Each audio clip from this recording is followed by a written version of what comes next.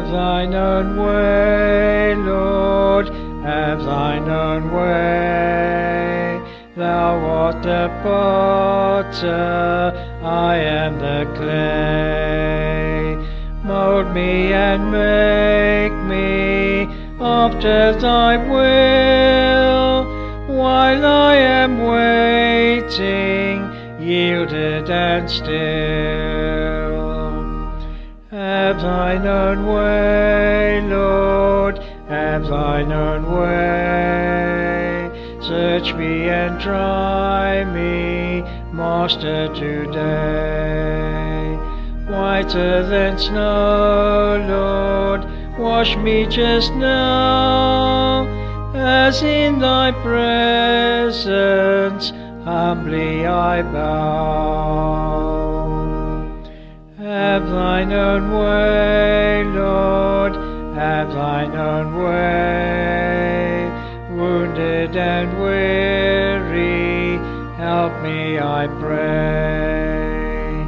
Power, all power, surely is thine. Touch me and heal me, Saviour divine. Have thine own way, Lord, have thine own way. Over my being, absolute sway. Fill with thy Spirit, till all shall see Christ only always living in me.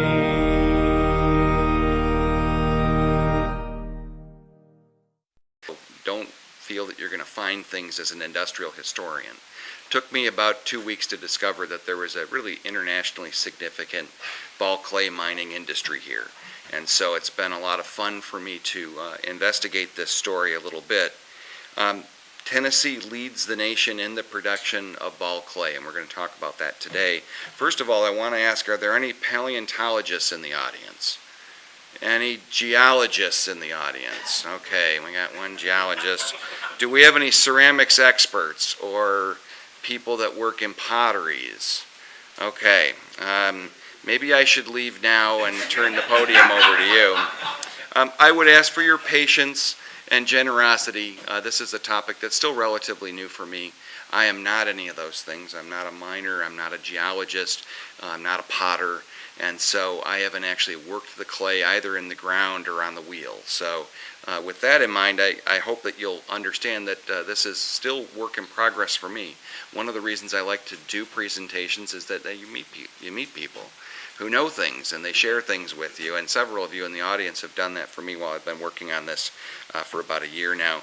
As I like to say to people, this story is millions of years in the making, and that's because if we look at ball clay, we see a sedimentary deposit that was actually placed here many tens of millions of years ago in this part of the world when the seas came upwards into what we now think of as the Mississippi River.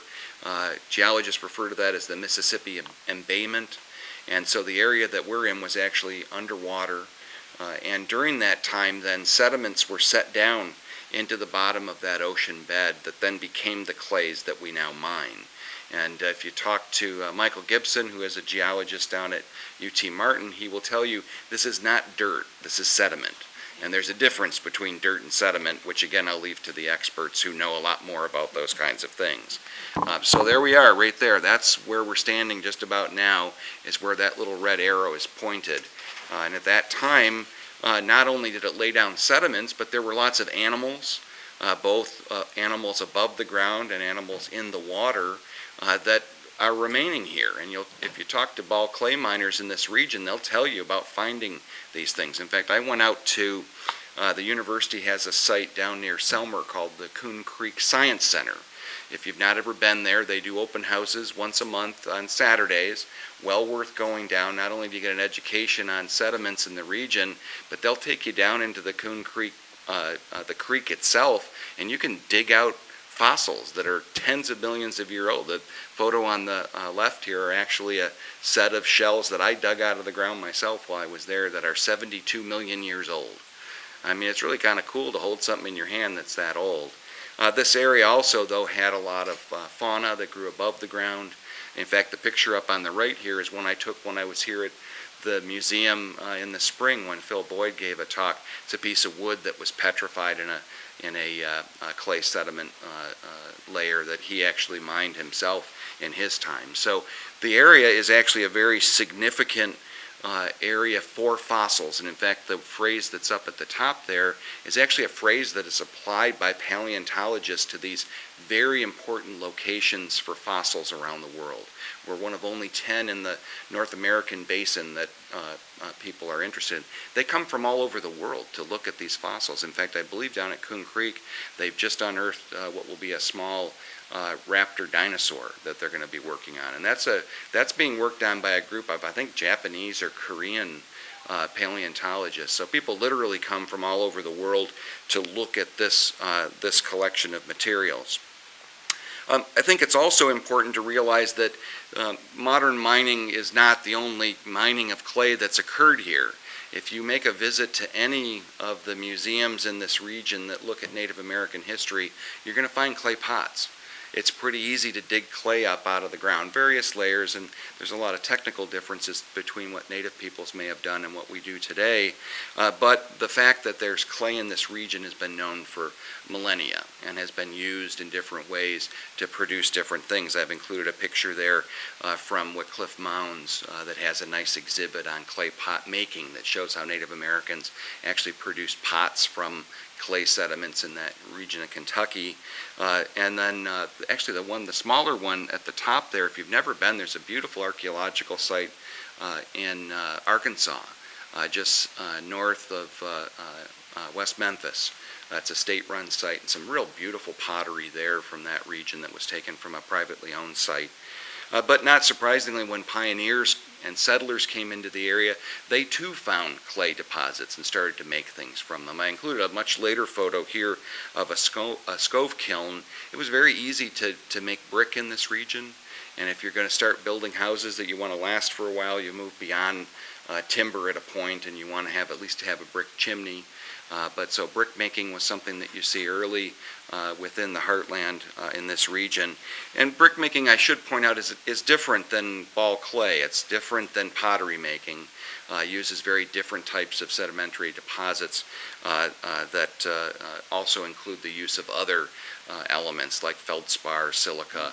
And you'll see brick making facilities all over. There's a very large one in Weakley County right next door to the Gleason Clay Company that is not mining ball clay but is mining other types of clay deposits to produce brick. Of course, we wouldn't be in the South properly if we didn't have potteries that were making what? Whiskey jugs. And seriously, this is an important part of the early history of clay mining in this region, was the production of whiskey jugs. I have seen documentary evidence of an early pre-Civil War clay mining operation somewhere near Paris, but I haven't been able to confirm that. It's referred to in other sources, and I'm just not sure where it was. But the production of earthenware, stoneware, which each have their own specific types of uses, potters in the audience would know the difference between earthenware and stoneware, but was something that was very big in the region throughout the settlement period, particularly in the late 19th century. But so I guess that begs the question, what is clay? And really, clay is lots of different things. I don't want to get into too much of the technical side. I can leave that to our geologist and our former miner here. Kaolin is a particular type of chemical compound that appears in different forms in the ground. And I could put up chemical symbols that show you the organic chemistry of these different ones. I think for our purposes today, though, you can get a sense out of a chart like this, it's from a historical piece, that the mixture of these different elements within the deposit allow us to do different things with it. And I think most people here are probably familiar with some of the phrases on the left, and you can see the different mixes of elements that are needed to produce those different types of potter's clay, those different types of products that come out of it. It's also important to know that over time, clay manufacturers or clay producers out of clay mines have found all sorts of different manufacturer uses for this. And in fact, it's part of the industry that the uses change constantly. The people that are consuming the clay, the manufacturers, they find other deposits and they go with another company, and so someone here might have to find a new outlet. And so it's really the story of clay mining in West Tennessee, is this constant desire to find new outlets for where it's going. It's included in brick and tile and pipe. It's included in pottery. It's included in things like paper. If you've ever had a glossy magazine, the reason that they can print those high quality colors on that paper is because it includes clay that gives it that real smooth surface to print on. It's also still largely used for electrical insulators. You may not have knob and tube wiring in your house, but if you've seen TVAs replacing all of their towers in this region, if you look on each of those towers, you'll see a little string of porcelain insulators, which probably are all produced using some element of ball clay in this region as well. But let's talk a little bit about the uses of these. I think Tennessee ball clay is particularly important, and ball clays in general are important because they tend to fire a very brilliant white. And so it's one of the pieces that really makes them attractive to manufacturers for various reasons. I think it's important, as we were saying, here's some insulators, there's a jug, we see the brick on the thing. They also use them in tires, all sorts of things. But I think what we always know is that they use it a lot in tile, particularly white tile. If you think about subway tile, whether it's in a subway or a kitchen or a restroom, the beauty of a nice bright white tile is that you can tell it's clean. And so if you're in a kitchen, if you're in a bathroom, even subways, the reason that they have white subway tiles is because they want to be able to clean it and for you to know that it's a clean environment. Of course, it's also used for things like bathtubs, urinals, and let's face it, it's a big industry for toilets. So as I've said to some other groups before, probably today you touched a piece of ball clay with some part of your body. And we'll leave it at that for now. In the industry, though, the production of bathroom fixtures is referred to as sanitary ware.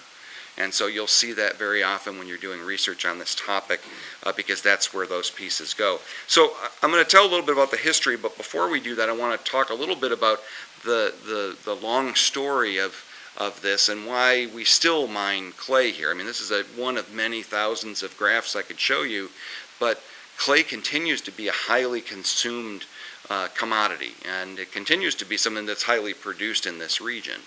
And as a result, it's useful to talk a little bit just about the basic concept of this. I'm a mining historian, so I got to give you a little rundown here.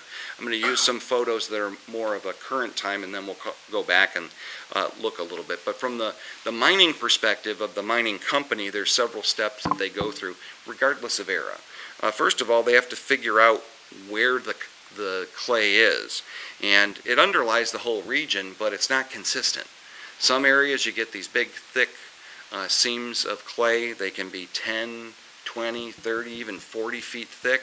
In other places, that same little thing might only be a couple inches. And there's also a lot that goes on to trying to figure out where those rich pieces are. They can do diamond drilling or drill cores down in to see where these layers are. They can work from what they know of existing bodies. They have all sorts of now high technology things that they can do, LIDAR and other things to see depressions in the ground from the sky and things like that. But finding a prospect is one of those first pieces, and very often you look around the places you know. Once you have found a prospect, then you have to kind of figure out, okay, how are we going to actually locate the deposit? You can go from maps. This is a map that we'll see again later. But in those early years, very often it was the disruption of the ground that exposed clay.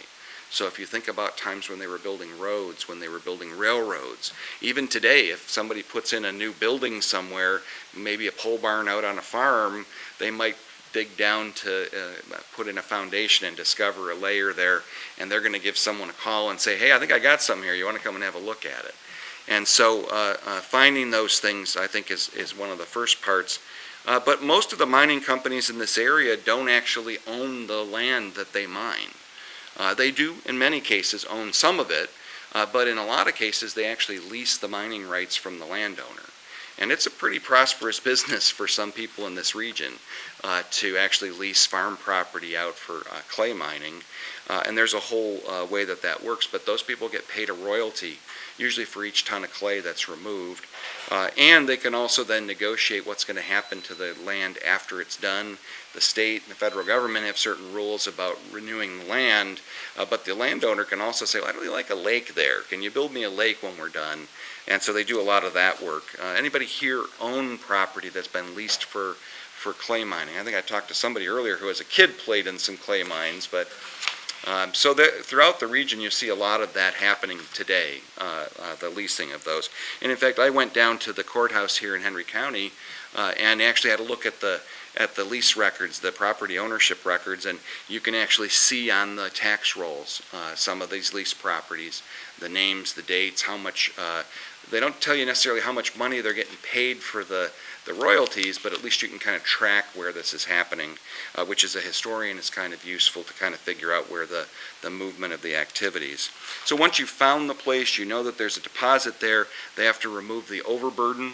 So this is the dirt on the top of that sediment that has no value.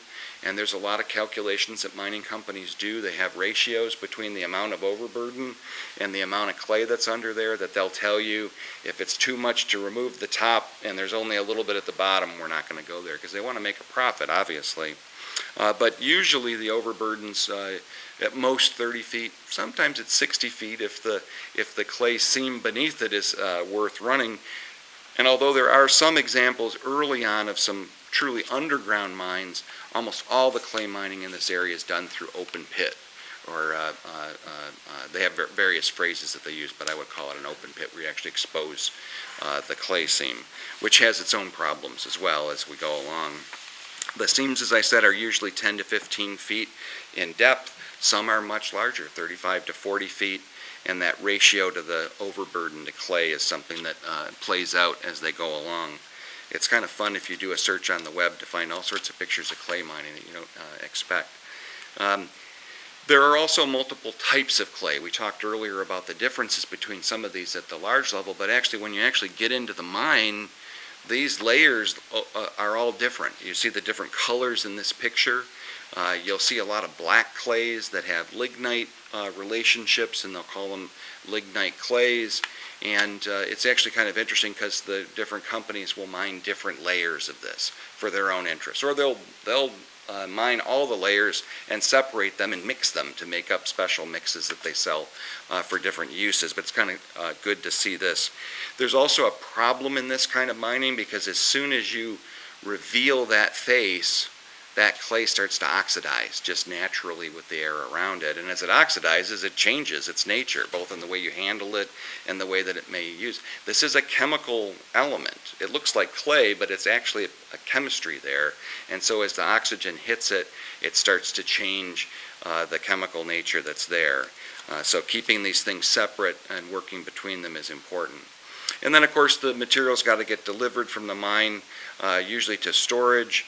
Today we do that by truck, but we'll see some other options as we look back in history a little bit. I think it's kind of funny if you visit some of these clay sheds. It's not just one big building filled with giant piles of clay. It's like little bins of different flavors. It's like a giant test kitchen. You know, we're going to make this recipe today, and they, instead of using the teaspoon or the measuring cup, they got a front end loader. So we're going to do 1 scoop of this black stuff, and we're going to do 2 scoops of this white stuff, and a little bit of this brown stuff, and they have all sorts of cool names for the products that they sell. And it's really kind of interesting just to see how this works. This is not an industry that employs a lot of people in aggregate, probably several hundred. I'm not even sure if 1,000 people are employed in clay mining in Tennessee and Kentucky, which may be one of the reasons that we don't know as much about it.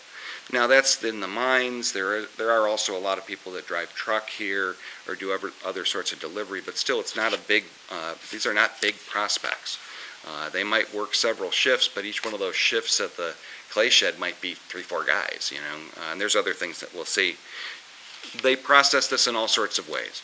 The original reason that they called this ball clay is that when it was originally mined in other places in the world, they would actually break out a brick, a large square rectangle of this clay, but as you handle that, the ends tend to bump off, and so you end up with something that's rounded, and so it got picked up this phrase as ball clay. But they crush this, they bag it, they sometimes put it in water and ship it in train cars as slurries. All depends on what the end user wants the product to be when it arrives. I should also say that there's a cute little gizmo on the left there, which is a shredding device that has knives in it, almost like you'd see with some sort of vegetable thing, and you can jump these balls of clay in there and it shreds them up into smaller pieces. Those are actually still made here in West Tennessee. It's actually called a Gleason shredder because it's made by the Gleason Foundry Company, and I saw some on sale in the Far East, out in Malaysia and Korea, because this company is going out of business. They're selling their Gleason clay shredders out there. So I think that's kind of cool. A lot of shipping now is done in these bulk bags, as they call them. Those can hold 2,000 to 4,000 pounds, and so a lot of the clay gets sent in that version, because it's going to be handled by truck then. But still some rail traffic in the area, again, for depending on the product. But really for this region, a lot of the product is going to places in the region now. We'll talk about that toward the end. Cheryl Ward at Old Hickory told me that if they can deliver it within 5 hours of our location, they'll send it by truck, just because they make a better profit there. But going back in history then, back in 1890, they didn't have all that equipment. They didn't have all that technology. They had the clay, but not a lot of people knew about it. And so I want to dump back now and talk a little bit more about the history, because that's why I came here. The real challenge wasn't that the clay wasn't here and they knew how to get it, it's that they didn't have a market for it. And so creating a market, as with any other industry, was the big challenge here. And the real challenge for clay producers back in the early part of the 20th century was that there was a great deal of foreign competition.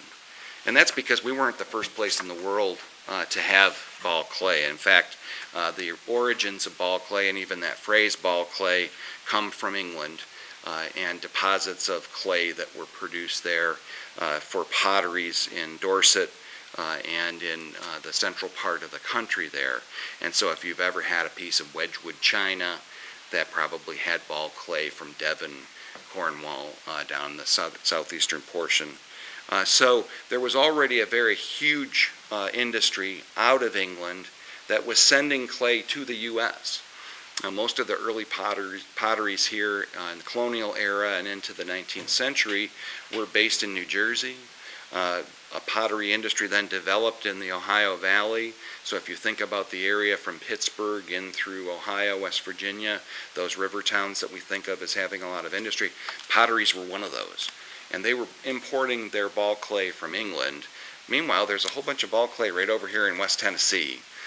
And trying to figure out not only how you get it to them, but how do you convince those potters to use this stuff when they've been using the material out of England for decades, was one of the challenges. And so, hooray, let's get state government to come in, because we love state government. They always help us with everything. And actually the Tennessee State Geology Department does help. It takes a little time, as they say, albeit slowly, for them to actually do this. But I think if you start to look through the history of geology and ball clay, as I've done a little bit on, you start to see that that's really what happens. In the early geological reports out of the 1860s, 1870s, like this from Safford, they're talking a lot about fossils. And that's why I like to talk about fossils at the beginning, because they're really impressed that there's this fossil record in this. They do make some early mentions to the production of clay pipes down in southwest Tennessee. It was a huge industry in England, making these white clay pipes you see the old guys smoking. So they were making here in Memphis as well. And actually the story for us in this part of the country really doesn't get going until the 1890s. And in fact, this is a copy of the record at the Henry County Courthouse of the very first lease for a clay mine here in West Tennessee. This is actually October of 1894, and Josiah Mandel, who was a clay producer, operator out of Missouri, the St. Louis area, his deposits were being depleted. And what did he hear? A railroad engineer said, hey, we were putting down some railroads over in Henry County, Tennessee, and I think we hit some clay. You want to come and have a look at it? And he came over, did some tests on it, and discovered that not only was it great clay, but there was apparently a lot of it here. So he took this first lease back in 1894, but he still had this challenge. He had clay, but he didn't have any users for it. So he started sending train loads of clay to different potters around the East Coast and the Ohio Valley. Finally got this company here. I found this postcard on eBay, the Harker Pottery in East Liverpool, Ohio, which is actually just east of Pittsburgh. Tried out a sample of the clay and discovered that they really liked it. And so once they started using it and talking to some others, there was interest that came. Again, it was still a challenge. This is a huge industry out east, and these are people who are very used to the products that they've been buying. And we were still in West Tennessee. There were not a lot of roads here, not necessarily a lot of railroads. There were railroads, but there were no roads connecting them to clay mines. So horse and cart to move clay products. It was a very labor-intensive activity in a time when there wasn't a lot of labor. This is a farming area. People don't necessarily want to put down their plow to go and dig clay in a pit. So bringing in labor, sometimes from the cities, malaria issues, clean water issues in the early part of the 20th century, and then also not an understanding of how the end user really wants a really clean product. So if you go into one of these clay pits and you use explosives to blow out clay, everything gets mixed up, and the thing that you're sending out is kind of messy. I think one of the historians referred to this period as an epic of courageous effort to make an industry out of this. I can also add that in 1909, the great state of Tennessee decided well ahead of the rest of the country that they were going to pass a prohibition law. And Tennessee was dry from 1909 until federal prohibition was eliminated. So there wasn't really a market for whiskey jugs in Tennessee, which also undermined the industry.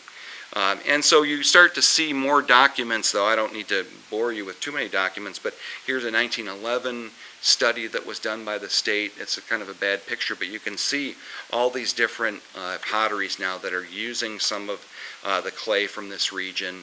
It's starting to get an understanding amongst different outlets what it can be used for. These publications also, like Nelson's 1911, they start to show photographs of the industry. Now, if any of you are in marketing, part of this is just an effort to show, okay, there is an industry.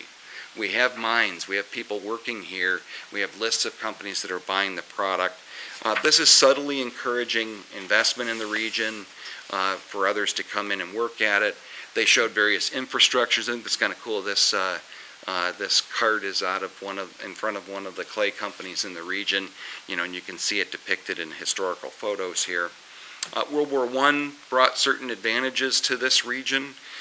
There was reduced access in the United States to clays coming out of England, so more producers were looking at whether they could use the clays out of Tennessee and Kentucky. There was an increased need, in addition to ball clay for pottery and sanitary ware, there are saggar clays that are in this region and other types of clays that are used in refractory brick. So as industry picks up, steel industry and things, the liners for crucibles, the saggars that they use to place other ceramic objects into fire, these clays of various varieties become more useful. And in fact, in World War I, it was considered a strategic mineral resource. And so it got some interest from the federal government as well. All of this encouraging use. There was also a lot of effort on the state of Tennessee's part to try and not only improve the industry of mining, but could we bring in manufacturers? Why are we shipping clay out to a pottery to make a toilet that then gets shipped back to us to use in our restroom here? Couldn't we set up some manufacturing facilities in the area? And it really didn't happen. There was only one that I saw regularly mentioned, which some of you may know from this area, the Russell Pottery. They went on in the later 20th century to do a lot more fine art pottery and dinnerware and things like that, but in the early years they were doing work with a lot of these kinds of earthenware, stoneware types of pots, and did a little bit of work with more production.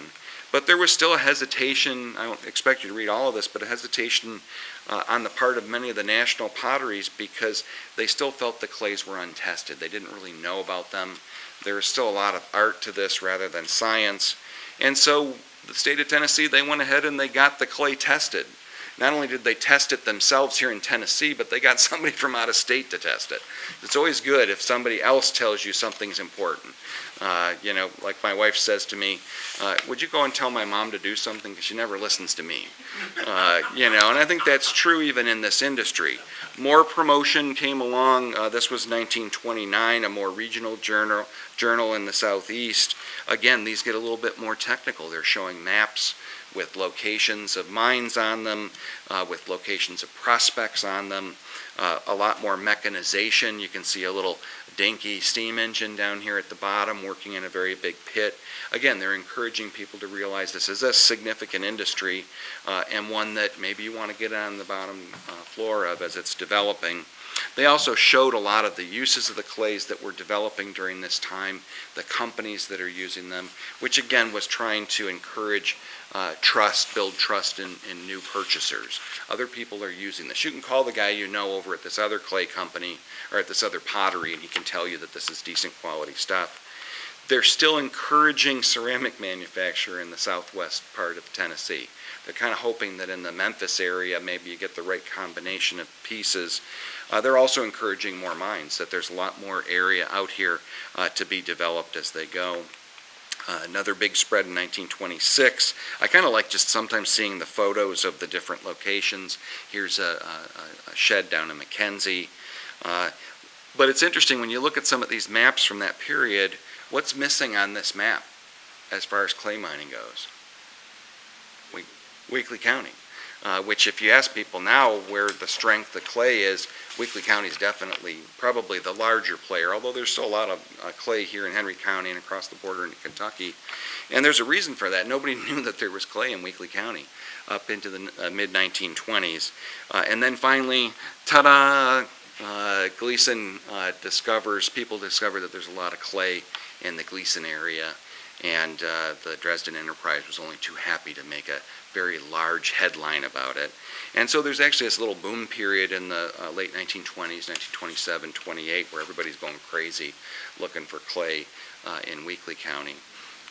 You know, and again, some of these reports are just wonderful for the photos that they have. I don't know if the people who've worked in mines would like to work in this mine with that kind of a mine wall. It gets a little dangerous at times. Probably my favorite guy out of this whole story is this guy here, George Whitlatch. Not only because he's such a snazzy dresser, but he always likes to put his photos with things he publishes. He's a very interesting guy. He starts as an assistant geologist at the state and then starts to take an interest in this. It becomes a priority for the state in the 1930s to really look at this. And so he got very involved then in more systematically describing clay deposits in West Tennessee for the state geology department. He also had a state photographer who went out and took a lot of photos in the late 1930s. And so you see a lot of these. And those photos help us to see that technology is coming into the region in the 30s, even during the Depression. You're seeing a lot more steam-driven devices that are coming in, some rubber-wheeled vehicles, dump trucks that are being used in different places, but especially the steam shovels. They become a really important part of how the industry burgeons in the early 20th century. And then there are also, as we said earlier, problems with getting from the mine to the railroads. Well, they start to bring railroads right into the mine sites.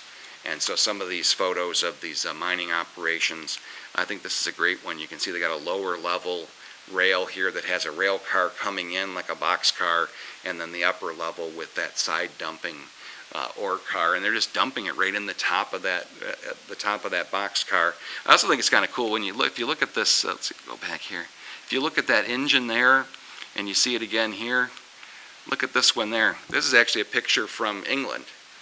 It looks like exactly the same engine, the same side dump cars. I mean, there's I think we call that in the modern era technology transfer. But a lot of, obviously, people are looking at this.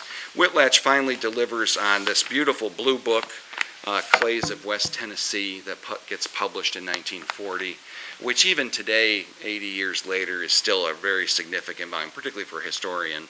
And this book just covers all of the chemical tests he did on literally hundreds of different ore sites around the region, maps, photographs, really a major work.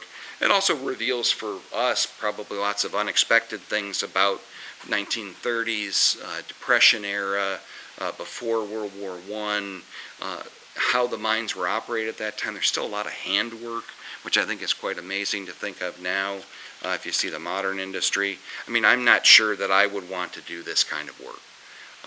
I'm a librarian, so I got it probably pretty cushy. Well, big book could fall on me, I guess, if it was bad. But, you know, some of these photos show a lot of real hard work. I think it's also interesting, I haven't done any research on it, but you see a lot of the labor that's being done in the mines. Very often is using African Americans during that period, so I'm assuming that from some of the records they're being brought in by labor agencies from Memphis, because again, a lot of people are farmers here. They don't want to go and work the clay mines. There's also some stuff then after the war. For folks here in Henry County, you're probably familiar with Camp Tyson, which was set up during the war to build barrage balloons during the war. At the war's conclusion, I mean, it's a whole other story, which I'm sure somebody's got to present it here at Henry County. Gigantic site with hundreds of houses and thousands of men stationed during the war, which is literally abandoned in the late 1940s. People buy the homes and take them off site. They also end up selling the major buildings to a mining company, Spinks at that time, and now Imerys. Excuse me, I'm sorry, Lois. So, which we have a representative here, so I just screwed that up, didn't I?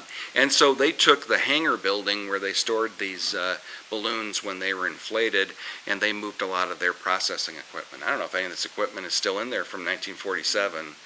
Looks similar to now. Okay, and again, you get this sense that this is no longer a bunch of guys whacking balls of clay and putting them on a piece, but we're getting into a lot of mechanization with various types of technology to crush.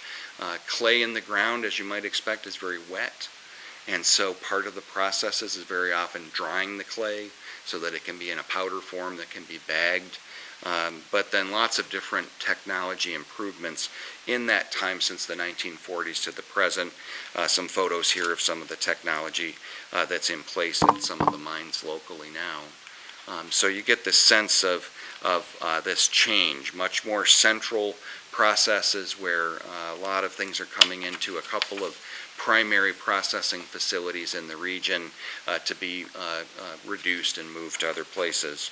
So by the 1950s, most of this has been resolved, at least as far as the processing. Lots of new technologies come in to do smaller pieces, but those basic concepts we talked about at the beginning are pretty much still in place. Locating it, removing it, processing it, shipping it to customers. So, of course, the ongoing challenge has always been creating these new markets. There's different products, as we said, and so as we think about what's happened in the last 20 years, the creation of those new products has actually found us a new friend. And who is the new friend? The new friend is foreign companies. And so, not surprisingly, if you look at the history of clay mining in the last 50 years, most of the major companies have at one time or another been owned by foreign interests. To this day, Lohoist is, are they Belgian firm, and then Imerys, I believe, is Dutch? French, thank you. And even before them, there have been various ones. I interacted with a guy at the Ball Clay Heritage Society in Devon who actually worked for one of the companies that was, I think, British-based at that time that owned some properties here. Folks like Phil Boyd here can give you a much more detailed history of all the different corporate iterations. Someone could probably do a family tree of all the ownership changes, because Ball Clay is very important, but when you look at it in the world scheme, it's usually part of other industrial minerals that a much larger company is dealing with, everything from coal and limestone to things like Ball Clay, and so it becomes part of a portfolio of a larger company. What's also interesting is if we think back to all that work that the state was trying to do to attract in potteries to the region to actually use the clay, we've actually now done that. It hasn't been into our region directly, but what we've got now is we've got a whole bunch of clay tile companies that have set up shop in the middle part of the state, and they start to multiply, and they keep going. And so we're seeing foreign investment in clay companies here now. I'm not sure for your company what percentage of your output is going into, say, tile in Tennessee. I know when I talked to Cheryl, she said it was a very high percentage. So this is now a producer in Tennessee that's getting a lot of ball clay. Now they're mixing it with feldspar, silica, other products to make that clay, and they're not making white subway tile. They're making the backsplash in your kitchen, they're making the tile on your bathroom floor, and they're adding colors, and they're doing all of that work. And in fact, I just heard recently from Cheryl, maybe it's true as well for Henry County, that with the trouble in the Ukraine right now, the Ukraine is a major producer of ball clay into the Italian tile industry. And so the Italian tile companies are having a little bit of problem getting product. And so they're actually pushing more of these companies that are based in the U.S. to produce more tile, which means that we're getting a lot of calls in West Tennessee and Kentucky for higher production and output as we go. I think it's an interesting statistic that as of this year, we have 46% of all the tile produced in the United States is being produced by these companies in Tennessee. All of them are using ball clay from West Tennessee.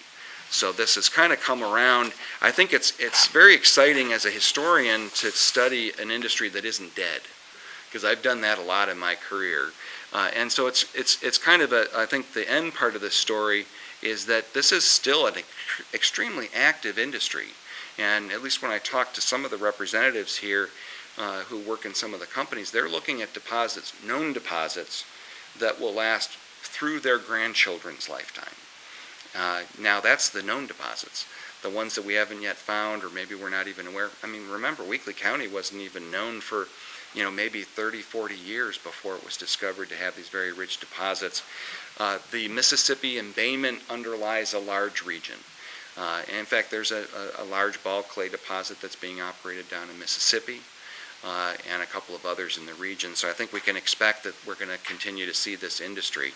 We may not see it unless you're driving down the highway and you see a bunch of dump trucks driving around Gleason or around Henry in this area. But the industry is there, and I think it's exciting to know that it has this long history, but also a brilliant future. So with that, I want to thank several people on this list. Phil's in the audience here, and some others who've helped me throughout this process. I'm still learning about this history and this process. So if you have information or you know of some people that have any records, I'm always interested. I'm trying to get a little bit more into the social history of this industry, and I think that's the harder part.